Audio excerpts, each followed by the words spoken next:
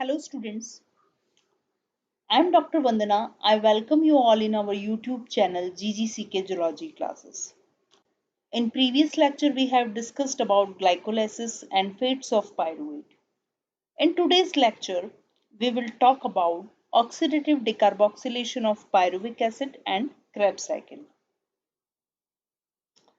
We have seen there in glycolysis glucose is converted into pyruvic acid and in anaerobic condition pyruvic acid is converted into either lactic acid or ethanol.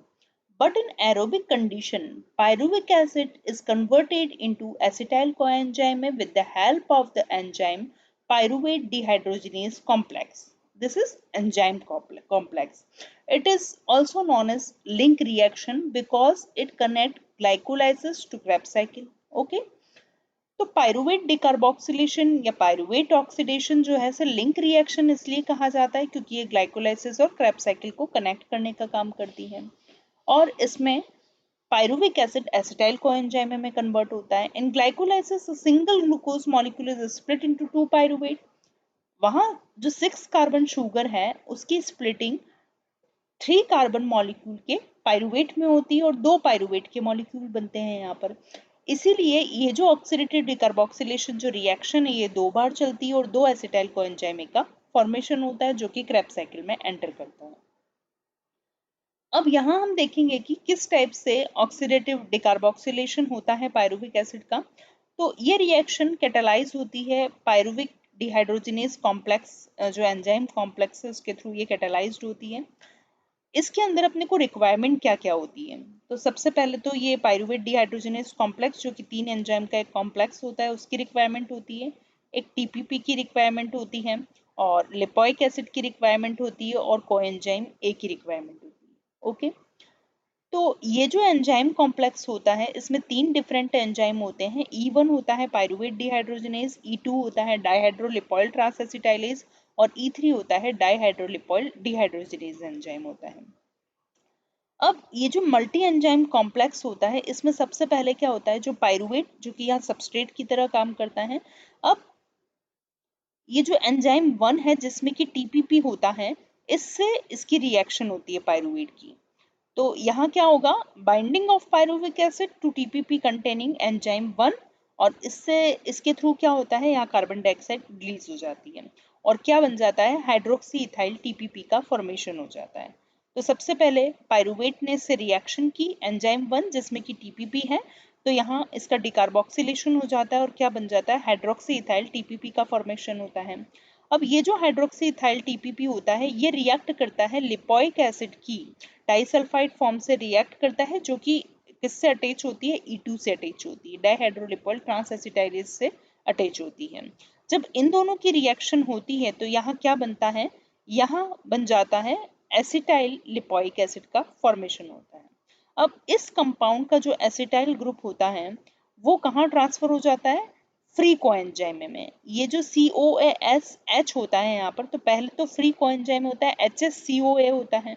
तो उस HSCOA में क्या जुड़ गया है ये वाला ग्रुप जुड़ गया है एसिटाइल ग्रुप. तो यहाँ इसके एसिटाइल ग्रुप के जुड़ने के कारण क्या बन जाता है एसिटाइल कोएंजाइम बन जाता है. ओके. अब ये लिपोइक एसिड जो था यहाँ रिलीज हो जाता है रिड्यूस फॉर्म में. अब ये रिड्यूस जो लिपोइक एसिड होता है ये यहाँ एक एंजाइम होता है डाइहाइड्रोलिपोइल डिहाइड्रोजिनेज एंजाइम और साथ ही जो NADH2 होता है वो इसको कन्वर्ट कर देता है रिड्यूस्ड जो यहाँ पर ये लिपोइक एसिड जो रिड्यूस्ड फॉर्म में था ये वापस से ऑक्सीडाइज हो जाता है.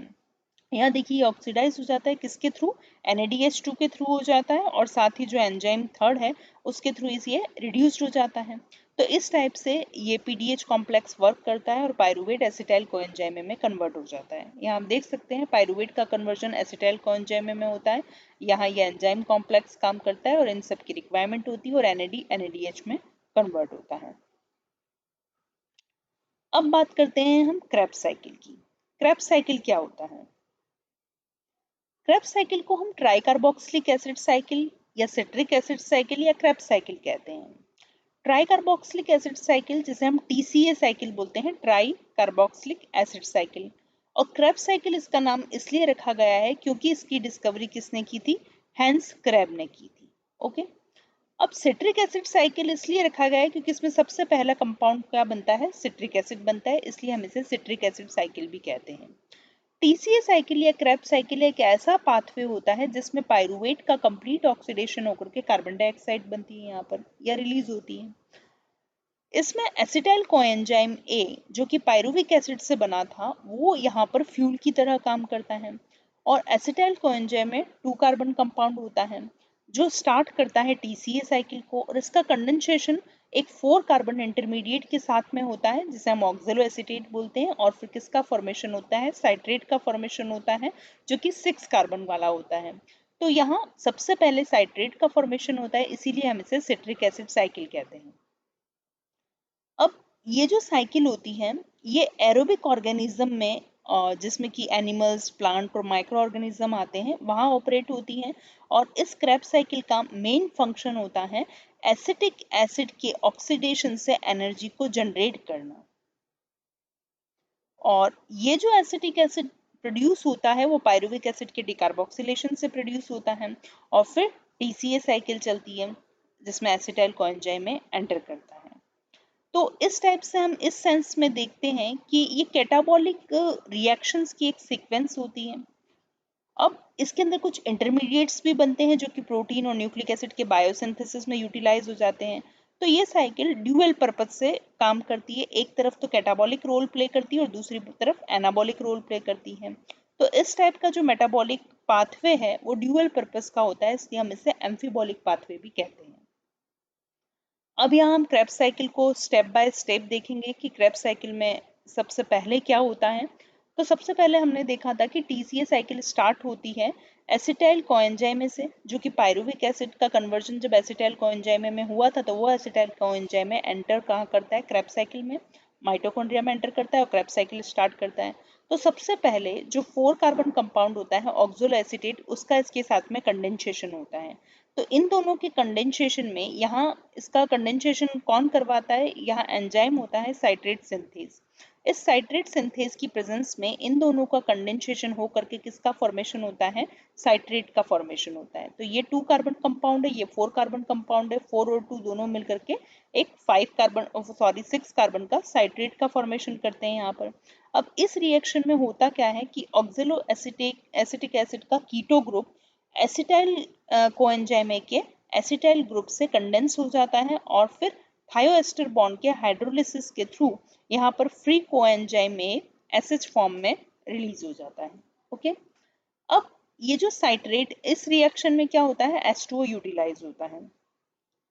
अब ये जो दोनों रिएक्शन होती है जिसमें साइट्रेट से सिस एकोनेटिक बनता है और सिस एकोनाइट्रेट से आइसोसाइट्रेट बनता है, ये दोनों रिएक्शन जो है इन दोनों रिएक्शन को कैटालाइज कौन करता है, एकोनाइटेज एंजाइम कैटालाइज करता है। तो इसमें देखिए आप, पहली रिएक्शन में वाटर ऐड हुआ था, यहाँ पर वाटर रिलीज होता है, और तीसरी में वापस से वाटर ऐड होता है। क्लियर?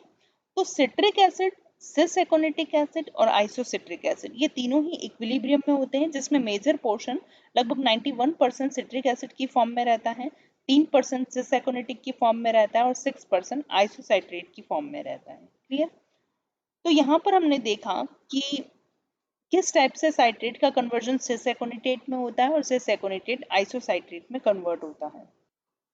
अब इस आइसोसिट्रिक एसिड या आइसोसाइट्रेट का डिहाइड्रोजनेशन होता है ऑक्सैलोसक्सिनेट में, और एंजाइम काम आता है आइसोसाइट्रेट डिहाइड्रोजिनेज काम आता है, और इस कंडीशन में NAD NADH+H+ में कन्वर्ट हो जाता है।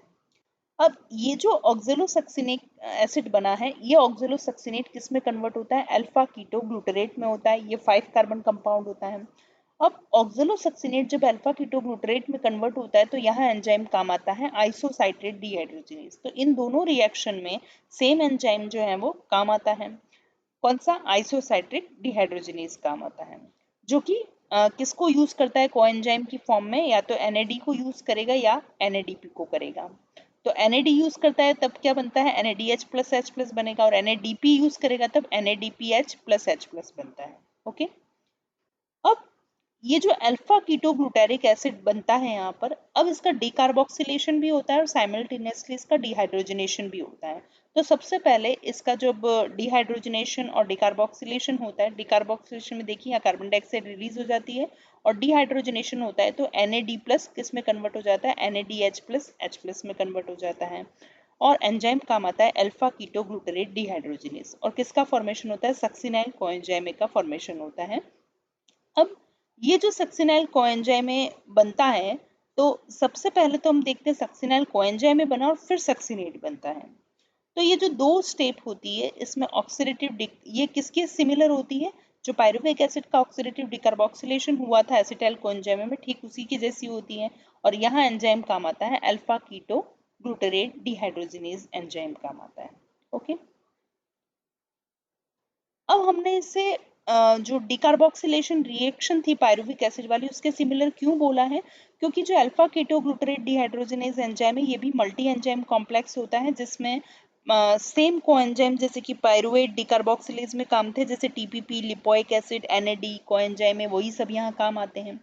अब जो अल्फा कीटो ग्लूटेरिक एसिड का जब ऑक्सीडेटिव डिकार्बोक्सिलेशन होता है तो एक एनर्जी रिच कंपाउंड GTP की फॉर्म में यहाँ पर जो है उसका प्रोडक्शन होता है, मतलब प्रोड्यूस होता है, GTP का प्रोडक्शन होता है किससे, GDP से। तो GDP से यहाँ पर क्या बन जाता है, GTP बन जाता है। और ये कौन से एंजाइम की प्रेजेंस में ये रिएक्शन कैटालाइज होती है, तो सक्सिनेट थायोकाइनेज एंजाइम जो है वो इस रिएक्शन को कैटालाइज करता है, और ये जो है फिर सक्सिनाइल कोएंजाइम से सक्सिनेट का फॉर्मेशन होता है और GDP से GTP का फॉर्मेशन होता है। जो alpha keto glutarate dehydrogenase reaction होती है इसमें जो एंजाइम जो कि TPP से कंबाइंड होता है, वो मतलब जिसमें TPP होता है वो किससे कंबाइंड होता है, सबस्ट्रेट से कंबाइंड होता है, और उससे फिर उसका डिकार्बोक्सिलेशन कर देता है। अब नेक्स्ट स्टेप में सक्सिनेट कन्वर्ट होता है फ्यूमरेट में। ओके, और यहाँ एंजाइम काम आता है सक्सिनेट डिहाइड्रोजिनेज एंजाइम। इसमें होता क्या है, सक्सिनिक एसिड का डिहाइड्रोजनेशन होता है फ्यूमेरिक एसिड में, और रिएक्शन कैटालाइज होती है सक्सिनेट डिहाइड्रोजिनेज एंजाइम के थ्रू। अब NAD से अलग यहाँ क्या होता है कि जो FAD होता है वो कोवेलेंटली बाउंड होता है एपो एंजाइम से, जो कि फ्लेवोप्रोटीन का फॉर्मेशन करता है, और सक्सिनेट से फ्यूमरेट बनता है। अब इसके पहले की रिएक्शन में हमने क्या देखा था, यहाँ सक्सिनल कोएंजाइम से क्या बन रहा था, सक्सिनेट बन रहा था। तो यहाँ पर क्या होता है कि जो सक्सिनाइल कोएंजाइम का हाई एनर्जी थायोएस्टर बॉन्ड जो होता है वो GDP के फॉस्फोराइलेशन में काम आता है, और GDP का जब फॉस्फोराइलेशन हो जाता है तो क्या बन जाता है, GTP बन जाता है। कौन से एंजाइम की हेल्प के थ्रू, सक्सिनाइल कोएंजाइम की हेल्प के थ्रू। अब ये जो GTP है वो क्या बना देता है, ATP बना देता है। वो ADP के साथ में रिएक्शन करता है और फिर ATP का फॉर्मेशन कर देता है। तो इस टाइप से हम देखते हैं कि जब एक GDP GTP में कन्वर्ट होता है तो यहाँ पर अपने को 1 ATP मिलता है एक बार में। ओके, तो यहाँ क्या हुआ, सक्सिनल कोएंजाइम से सक्सिनेट बन गया, और सक्सिनेट का डिहाइड्रोजनेशन होने से क्या बन जाता है, फ्यूमरेट बन जाता है। अब फ्यूमरेट कन्वर्ट होता है मेलेट में। यहाँ एंजाइम कौन सा काम आता है, फ्यूमरेज एंजाइम है। जो फ्यूमरेज एंजाइम क्या करता है, यहाँ पर फ्यूमेरिक एसिड जो है वो हाइड्रेटेड हो जाता है, और फिर यहाँ पर क्या होता है, एल मेलेट का फॉर्मेशन होता है। अब जो फाइनल स्टेज होती है क्रेब्स साइकिल की, उसमें ये जो मैलिक एसिड या मेलेट होता है ये ऑक्सीडाइज हो जाता है ऑक्जेलो एसीटेट में। किसके थ्रू होता है, NAD linked enzyme maleate dehydrogenase enzyme.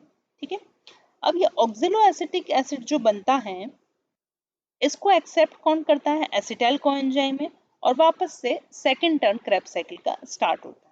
तो इस टाइप से हम यहाँ देखते हैं कि ये जो पूरी क्रेब्स साइकिल होती है ये स्टार्ट तो कहाँ से होती है, एसिटाइल कोएंजाइम और ऑक्जेलो एसिटिक एसिड के कंडेंसेशन से होती है, और इसकी लास्ट स्टेप क्या होती है, इसमें मेलेट ऑक्जेलो एसिटेट में कन्वर्ट हो जाता है।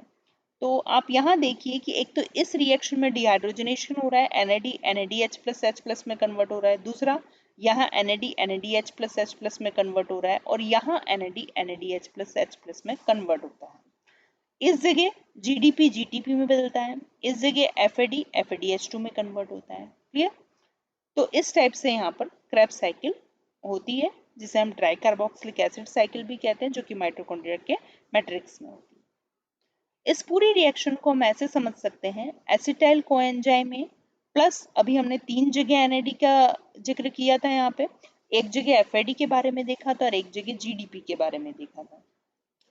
Plus inorganic phosphate plus 2 water के मॉलिक्यूल, इनकी रिएक्शन होती है तो क्या बनते हैं, 2 कार्बन डाइऑक्साइड के मॉलिक्यूल बनते हैं। अब ये NAD जब कन्वर्ट होंगे NADH में तो 3 NAD कन्वर्ट होंगे तो 3 NADH, एक FAD एक FADH2 में कन्वर्ट होगा, एक GDP एक GTP में कन्वर्ट होगा और 2H++ और कोएंजाइम में बनता है। क्लियर? तो ये पूरी TCA साइकिल की ओवरऑल रिएक्शन है। Thank you.